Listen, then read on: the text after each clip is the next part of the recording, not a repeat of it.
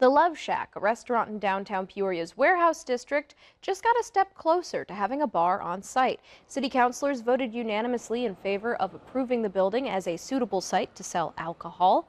Before they voted, the city's lawyer, Patrick Hayes, clarified that they are not approving business owners to sell liquor.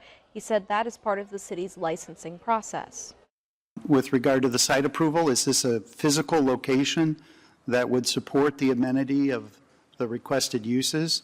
The answer to that question is yes, it is. Technically, it would be another business called S&A Hospitality selling the alcohol. Love Shack's sister business, Pop-Up Chicken, had previously applied for a liquor license but was not approved. In this new proposal, the bar and restaurants would have separate owners, and payment methods, so now it's believed that group will apply for an actual liquor license.